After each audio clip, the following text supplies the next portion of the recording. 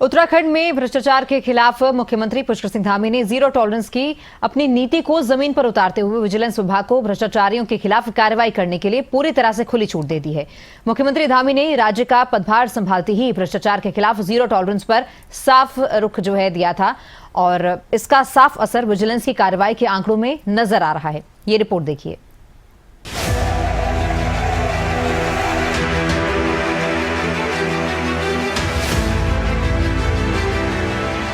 मुख्यमंत्री पुष्कर सिंह धामी ने राज्य का पदभार संभालते ही भ्रष्टाचार के खिलाफ अपने कड़े इरादे जाहिर कर दिए थे। इसके परिणाम आंकड़ों में भी दिख रहे हैं। बीते करीब 4.5 सालों के आंकड़ों पर गौर करें तो विजिलेंस ने कुल 82 ट्रैप लगाकर 94 गिरफ्तारियों को अंजाम दिया है, जिसमें 13 राजपत्रित अधिकारी भी शामिल हैं, जो कि ये साफ दर्शाता है कि इस कार्रवाई की जद में कोई छोटे बड़े अधिकारी होंगे तो बख्शे नहीं जाएंगे। वहीं मुख्यमंत्री पुष्कर सिंह धामी ने यह साफ किया है कि हम देवभूमि उत्तराखंड को भ्रष्टाचार मुक्त करते हुए सुशासन की कार्य संस्कृति विकसित करना चाहते हैं। इसी कड़ी में मुख्य सेवक के रूप में कार्यभार संभालने के दिन से ही विजिलेंस को भ्रष्टाचार के खिलाफ अभियान छेड़ने के निर्देश दिए, जिसका असर अब दिखने लगा है। सरकार बिल्कुल पारदर्शिता के आधार पर और बिल्कुल भ्रष्टाचार मुक्त सरकार है और कहीं पर भी उसकी जांच होगी। अगर किसी ने भी कोई चीज़ दी है तो जांच होगी और जांच में दूध का दूध होगा, पानी का पानी होगा। भ्रष्टाचार पर विजिलेंस कार्रवाई के आंकड़ों पर नजर डालें तो साल 2021 में 7 गिरफ्तारियां हुई, 2 पर फैसला हुआ और 2 को सजा मिली। साल 2022 में 15 गिरफ्तारी हुई, 3 पर फैसला हुआ जबकि 1 सजा मिली। साल 2024 में 38 गिरफ्तारियां हुई, 13 मामलों पर फैसला हुआ और 7 को सजा मिली।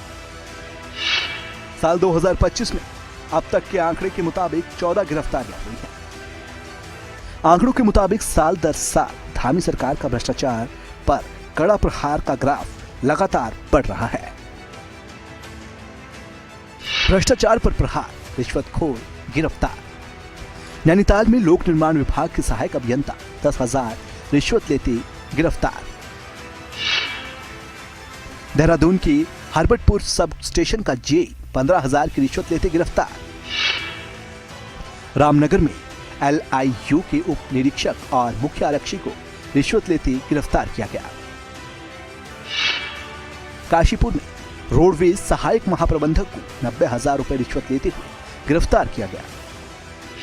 हरिद्वार के खानपुर ब्लॉक में खंड शिक्षा अधिकारी 10,000 की रिश्वत लेते गिरफ्तार।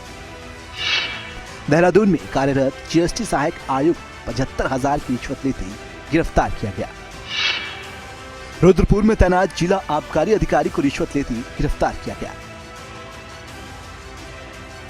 वहीं मुख्यमंत्री के सख्त रुख से यह साफ और स्पष्ट हो गया है कि भ्रष्टाचार की समस्या को जड़ से खत्म करने के लिए मिशन पर एक्शन मोड पर काम किया जा रहा है, जिसके चलते मुख्यमंत्री के निर्देश पर सतर्कता विभाग ने शिकायत दर्ज कराने के लिए टोल फ्री नंबर 1064 भी जारी किया है। लेकिन दूसरी ओर मुख्य विपक्षी दल कांग्रेस ने भ्रष्टाचार की कार्रवाई को लेकर सरकार को आड़े हाथों लिया है। अब तक उन्होंने हाथ बांधे हुए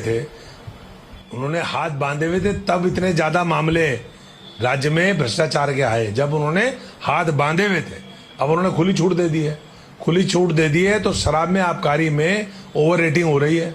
शराब की बोतल जितने की उससे ज्यादा बिक रही है। खनन में 1 ट्रक का रवाना कट रहा है, 50 ट्रक निकल रहे हैं। खुली छूट दे दी है।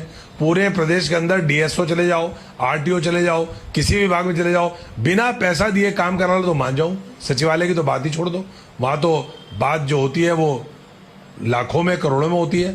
पूरे प्रदेश के अंदर सारी सरकार आकंठ भ्रष्टाचार में डूबी है। यही विजिलेंस जो है मंत्री के खिलाफ आय से अधिक के मामले की जांच कर रही है। उसके बाद अगर मुख्यमंत्री कह रहे हैं कि अब हमने खुली छूट दे दी है तो देखते हैं साहब, हाथ कंगन को आरसी क्या, पढ़े लिखे को फारसी क्या, देखते हैं कितने लोग पकड़े जाते हैं। देवभूमि उत्तराखंड में सुशासन और पारदर्शिता की नई लकीर खींचते हुए मुख्यमंत्री पुष्कर सिंह धामी ने प्रदेश में भ्रष्टाचार के खिलाफ निर्णायक जंग छेड़ दी है, जिसके चलते भ्रष्टाचारियों के खिलाफ पिछले 4.5 सालों में विजिलेंस ने ट्रैप और गिरफ्तारी के मामलों में जबरदस्त बढ़ोतरी की है। अब ऐसे में देखना ये होगा कि जिस तरीके से भ्रष्टाचार को जड़ से खत्म करने के लिए सीएम धामी ने विजिलेंस को फ्री हैंड दिया है, उसके बाद प्रदेश में करप्शन का ग्राफ कितना कम हो पाएगा। खबरें अभी तक के लिए संवाददाता नासिर हुसैन की रिपोर्ट।